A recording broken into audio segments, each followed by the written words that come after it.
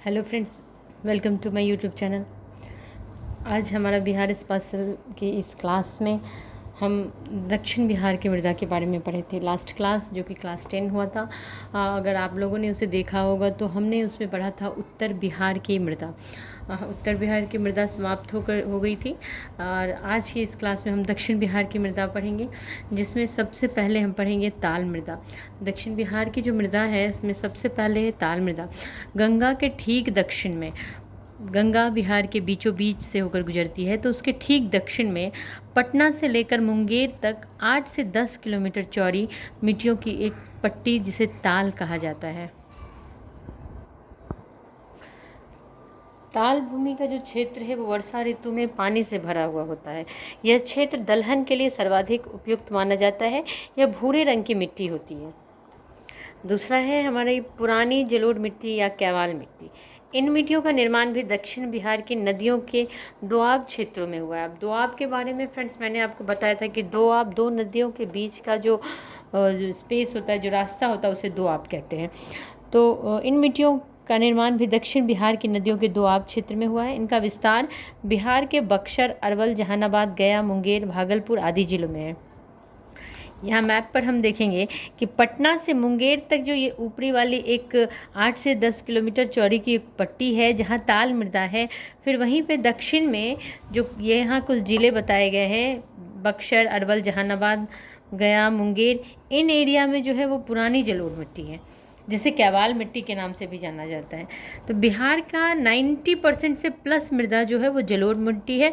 अब जलोढ़ मिट्टी में दोनों तरह की मिट्टी है, पुरानी और नई दोनों। मतलब 90% जो बिहार की मृदा है वो जलोढ़ मिट्टी है।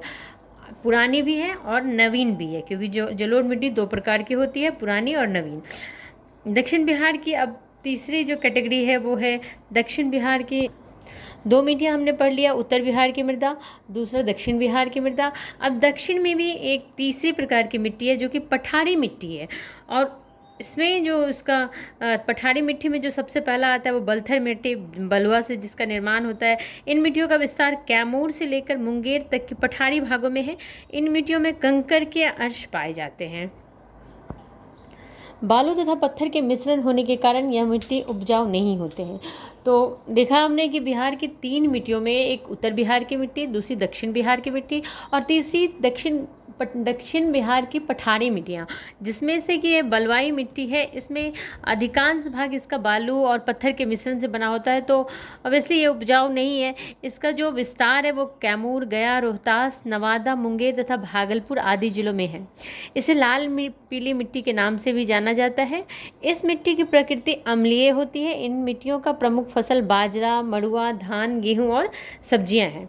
अगला है लाल पीली मिट्टी। यहाँ हमने कहा है लाल पीली मिट्टी, उसके बारे में पढ़ेंगे कि कैमूर, रोहतास तथा गया में ये मिट्टियाँ मुख्यतः पाया जाता है। कौन सी? ये लाल पीली मिट्टी, जिसे बलुआई मिट्टी भी कहते हैं। तो हमने कहा है कि गया, रोहतास, नवादा, मुंगेर तथा भागलपुर, इसमें भी जो है मोस्ट है कैमूर, रोहतास तथा गया। इन 3 जिले में ये जो लाल पीली मिट्टी है वो अधिकांश भाग में यही मिट्टी फैली हुई है।